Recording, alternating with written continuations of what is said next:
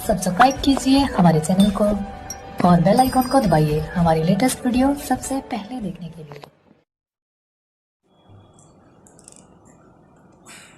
शकील रजा साहब, आपका स्वागत है HBT 24 न्यूज़ में। जैसा कि वसीम रिजवी, इसको आप जानते हैं, इसके खिलाफ़ में ये कई मामले दर्ज किए गए हैं। तो आपका क्या बोलना है और क्यों कार्रवाई नहीं हो रही है उसके खिलाफ़ में, आपका क्या राय है? देखिए, इसके पहले जब वसीम रिजवी, उसको रिजवी बोलना भी नहीं चाहिए, लानती है, हम उसको तो वसीम लानती बोलते हैं। इससे पहले जब उसने जो है सुप्रीम कोर्ट में अपीयर हुआ था और उसने कहा कि कुछ आयात जो है वो गलत है, उसको निकाल देना चाहिए। तो उस वक्त ही द एकेडमी, हमारे चीफ सैयद नूरी साहब जो है सुप्रीम कोर्ट में अपीयर हुए थे। हमने उसके खिलाफ़ जो है जंग भी लड़ी, मुंबई में उसके खिलाफ़ FIR भी हुआ था और अल्लाह का फजल करम से उसको जो है वहाँ जलील होना पड़ा सुप्रीम कोर्ट में। उसकी याचिका को रिजेक्ट हो गई, 50,000 का जुर्माना भी हुआ। अब वो जब कोर्ट ने उसको जो धुतकार दिया तो वो काम उसके बाद खुद से किया उसने। जब खुद करना था तो वो कोर्ट गया क्यों था? फिर एक कुरान शरीफ, तो अपना नाम देता है असली कुरान ऐसा बोल के, उसमें से वो जो मांग किया था खुद से हटा दिया। तो एक किस्म का कोर्ट की भी उसने जो है कंडम किया। और उसके बाद बोलता है ये असली कुरान शरीफ है। फिर प्राइम मिनिस्टर को भेज के मोदी उनको बोलता है कि इसको लागू करे। तो इससे पहले जो कुरान शरीफ अभी चल रही है जिसके अंदर वो 26 आयतें हैं, वो प्राइम मिनिस्टर ने लागू किया है क्या? और ये खाली हिंदुस्तान की कोई प्राइवेट किताब तो है नहीं कि ये यहाँ प्राइम मिनिस्टर लागू कर देंगे तो मुसलमान उसको मानेंगे, ऐसा तो नहीं है। ये तो पूरी दुनिया के मुसलमानों के साथ में उसने दिल जारी की है और उसको तो यहाँ इस्लामी कानून नहीं है, वरना आप खुद जानते हैं कि उसके साथ में क्या सज़ा होती ऐसी जो है गुस्ताखी करने की बुनियाद पे। फिर उसके बाद जैसे उसने ये तौहीन की कि नया कुरान शरीफ निकाल के, वो आयत को निकाल के उसने असली कुरान का नाम दे के उसने जो शाये किया, तो उसके बाद भी हमारे चीफ अलहाज सईद नूरी साहब किबला वो डायरेक्ट जो है दिल्ली पहुँचे और वहाँ वकीलों से मशवरा वगैरह किए। तो वकीलों ने मशवरा दिया कि पहले लखनऊ का गालिबन रहने वाला है, तो वहाँ जाके वहाँ पर पुलिस से कांटेक्ट करें, उनको जो है एप्लीकेशन वहाँ पर उसके खिलाफ़ शिकायत दर्ज करवाएं। तो सईद नूरी साहब जो है अपने कोई टीम लेके मुंबई की या वहाँ के मकामी लोगों को लेके लखनऊ गए और वहाँ जो ज़रूरी कार्रवाई थी वो कार्रवाई किए। फिर उसके बाद वो अब जो है उसके मुंबई में भी की है कार्रवाई। सईद नूरी साहब, हमारे मोइन मियाँ साहब, ये लोगों ने कार्रवाई, बड़ी बड़ी कार्रवाई की है। अब वो लग रहा है कि हुकूमत की उसको जो है ना, हमारे चीफ ने जो है सईद नूरी साहब ने कहा अपने इंटरव्यू में, ये पूरी खुली तौर पे बात लग रही कि हुकूमत की इसके पुश्त पनाही है। वरना तकरीबन कम बेश जो है 30 FIR 30 गुना दाखिल हुआ उसके ऊपर, कोई एक जगह भी उसको बयान लेने के लिए बुलाया नहीं गया। तो ये तो हमको समझते हैं इस लाइन के हैं अपन लोग, हमारा तुम्हारा सिर्फ गाली गलौज आपस में हो जाए और आप जाके NC दाखिल करो तो 1 घंटे में आपको जाना पड़ता है। इतना बड़ा हादसा हो गया। अच्छा, ये सिर्फ हिंदुस्तान के मुसलमानों की दिल आज़ारी थोड़ी ना की है, पूरी दुनिया की।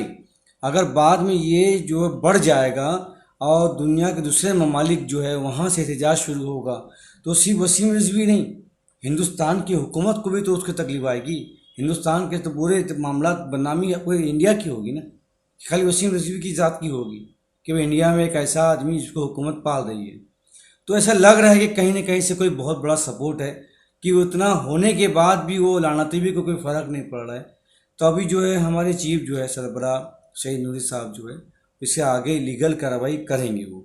और ऐसा लग रहा है कि जैसे जैसे जो है एक्शन करीब आते जा रहा है तो ऐसी हरकत करते जाओ कि मुसलमान तेश में आए, गुस्से में आए, रोड पे आए, एहतजाज करे और उसको लेके जो है फसाद करे, माहौल ख़राब हो, ये करने के लिए ये सब कर रहे हैं। बाकी ये इससे कुछ होने वाला नहीं है, वो अपने आप ख़त्म हो जाएगी। जिसकी हिफाजत का ज़िम्मे अल्लाह तबारक ताला खुद लिया है कि भाई कुरान के हिफाजत का ज़िम्मा अल्लाह ताला के हवाले है, तो उसको कोई क्या बिगाड़ सकता है। मगर ये सिर्फ हम लोगों को जो है डिस्टर्ब करने के लिए, तुम तरक्की के मामले में, दूसरे मामले में छोड़ के तुम इन मामले में उलझे रहो, तुम दूसरे मामले में ध्यान मत दो, तुम इसमें लगे रहो, बाकी तो उसी के अंदर परेशान रहो और उसी के अंदर पूरा अपना वक्त ज़ाय कर दो और उसमें कामयाब भी है। वो तो बाकायदा एजेंट है लानतवी, उसके खिलाफ अभी रेप का केस भी दाखिल हुआ, मैं यूट्यूब पे देखा। तो इसका मतलब वो कितना करेक्टर लेस है कोई शरीफ आदमी भी नहीं है, यानी आदमी भी शरीफ नहीं है, अभी उसको हर लोगों ने उसको धुतकार दिया है। तो ये पूरा गेम है। अब गेम के पीछे कौन है, हर बच्चा समझता है। अगर कोई समझदार आदमी 2-4 आदमी के दरमियान बैठता है तो उसको मालूम है कि क्या गेम है। तो हमारे चीफ ने, सैयद नूरी साहब और मोइन मियाँ साहब ने हमको ये पैगाम दिया, ये हुक्म दिया है कि भाई रोड पे किसी किस्म का एहतजाज, कोई ऐसा काम जिससे अमन को खतरा हो, नहीं करने का है। कानूनी तौर पे भिवंडी में भी का भिवंडी कोर्ट में जाकर उस पर केस दाखिल कर सकते हैं, यहाँ के भी केस दाखिल होगा। अगर किसी को उस मामले में अपना एहतजाज दर्ज करवाना है, अपनी कुरान से मोहब्बत का इजहार करना है, तो भिवंडी में वकील करे, केस दाखिल करें। जब राहुल गांधी एक छोटे से मसले में भिवंडी आ सकता है तो ये क्यों नहीं आ सकता है? मगर इसमें मुसलमानों को चाहिए कि कुछ गर्मा गर्मी या कोई जज्बात से ना काम लेते हुए वकील करे, केस दाखिल करे। अगर पुलिस स्टेशन में भी नहीं चलता है मामला तो छोड़ो पुलिस स्टेशन का भी, कोर्ट है, कोर्ट में या केस दाखिल करो। 2-4 आदमी मिलो, कमेटी मिलो, केस दाखिल करो। आज नहीं कल, कल नहीं परसों, तकलीफ तो उसको आनी है और वो जलील होगा। इसलिए कि इससे पहले ये पहला नहीं है, इससे पहले बहुत आए इस्लाम को तकलीफ देने वाले, उसमें से एक ये है, खुला हुआ एजेंट है और जलील होना ही है ये। अब ये जो सिलसिले में वाकई मशवरा चल रहा है मुंबई में हमारे हेड ऑफिस में, और उसके आगे क्या कार्रवाई करनी है, कोर्ट में जाना है, क्या करना है, वो आगे जैसे जैसे होती जाएगा आपको इत्तला मिलती जाएगी। तो क्या इस तरह के जो भी मामलात हो रहे हैं इसमें मुसलमान को ही टारगेट क्यों किया जा रहा है? हर बार कभी धार्मिक भावनाओं को ठेस पहुंचाने का कार्य होता है, मोहम्मद पैगंबर साहब के बारे में गलत बयानबाजी की जाती है। इसके पहले स्वामी करके वो नरसिंहानंद स्वामी करके वो थे, उन्होंने भी कई बार ऐसे, उनके खिलाफ भी कई मामले दर्ज हुए, लेकिन उसके ऊपर भी कोई कार्रवाई नहीं हुई। अगर ऐसे मामले होते हैं कि जैसे सोशल मीडिया पर अगर किसी ने कोई पोस्ट डाल दिया है किसी धर्म के खिलाफ, तो उसको तुरंत गिरफ्तारी की जाती है, उसके खिलाफ कड़ी कार्रवाई की जाती है। तो इस तरह के मामले अगर उसके खिलाफ शिकायत दर्ज हो रही है, बाकायदा FIR हो रहा है, लेकिन उसमें उनकी गिरफ्तारी नहीं होती है और उनके ऊपर कोई कार्रवाई नहीं होती है, तो इस संबंध में सरकार जिम्मेंगे इस बारे में? देखिए, ये तो खुली किताब की तरह है कि अगर कोई किसी मज़हब को, मुसलमान ही नहीं, कोई भी किसी मज़हब के ख़िलाफ़ कोई अगर करे तो ये नहीं करना चाहिए। मगर कर रहे हैं, मुसलमानों को टारगेट बना रहे हैं, हमारे नबी के शान में गुस्ताखी माज़अल्लाह कर रहे हैं, और तो हम बोल भी सकते नहीं, ऐसी ऐसी बातें पाई जा रही है। और उसके खिलाफ़ हम मुसलमान FIR भी कर रहे हैं। पुलिस FIR ले ही इसी बिना पे कि उसको लग रहा है कि हाँ ये गलत काम है, तो पुलिस FIR लेती है ना।